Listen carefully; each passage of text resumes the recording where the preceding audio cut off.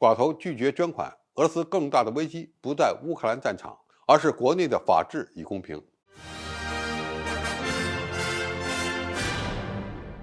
观众朋友，大家好，我是付贤少。在俄乌冲突爆发1周年之际，俄乌在巴赫穆特的交战进入白热化。其实，对于一场已经陷入焦灼状态的消耗战而言，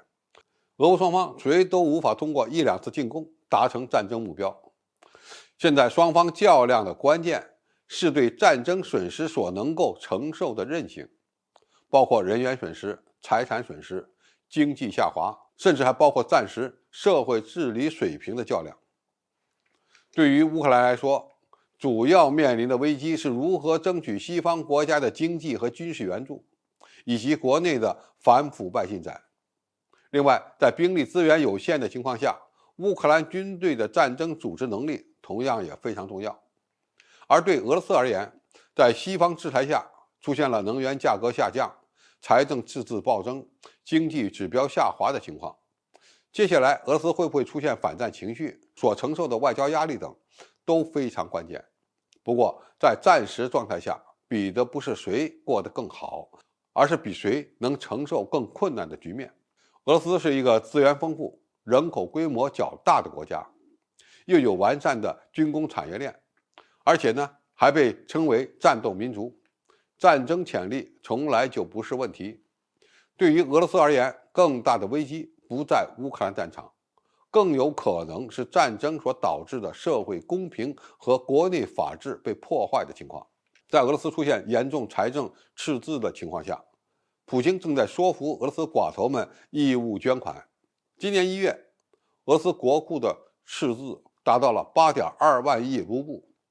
特别军事行动的军费保障出现了问题。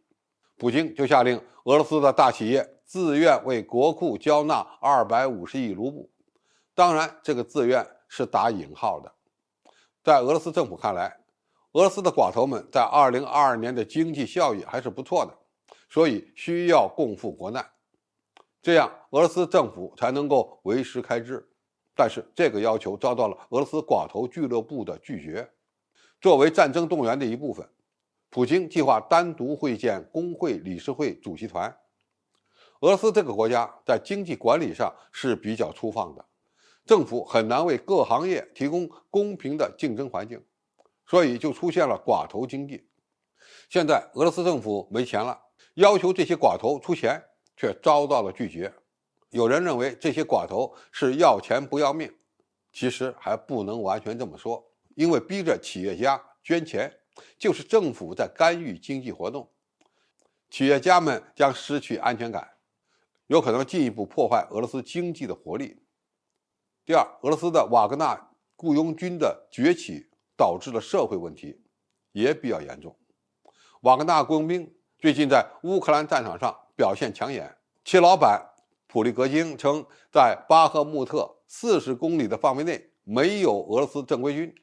瓦格纳表现得好，很多人以为这就是好事，其实对俄罗斯社会而言存在着严重的问题。首先，瓦格纳大量招收罪犯参与作战，而这些人往往是死囚犯。死囚犯是一些杀人放火、抢劫、诈骗等重罪犯，他们只要在乌克兰战场上能够活下来6个月就可以脱罪。这些人一旦回归俄罗斯社会，将会造成严重的社会问题。其次，瓦格纳只是雇佣军，可不是俄罗斯正规军。雇佣兵比俄罗斯正规军的表现更好，甚至要好很多，这对俄罗斯整个国家的形象也是不利的。最后，包括车臣武装在内的地方军阀的崛起，也有可能给后普京时代俄罗斯走向混乱埋下伏笔。另外，瓦格纳在乌克兰战场上拿到的薪水是俄罗斯合同兵的好多倍，这样的不公平现象也会直接影响到整个俄罗斯军队的表现。第三，战争长期化让军工企业崛起，而西方公司大规模撤出，还会导致社会分工的不公平。一个国家从和平时期转向战争时期，国防工业企业的地位会大幅度的提升。这种经济重心的变化又会在战争结束后出现严重的过剩，而大量西方企业从俄罗斯的撤出，会导致从事相关职业的俄罗斯人失业。有些人因为战争受益，而更多的人因为战争而变得更加贫困。这种心理反差最终有可能会引发普遍的反战情绪。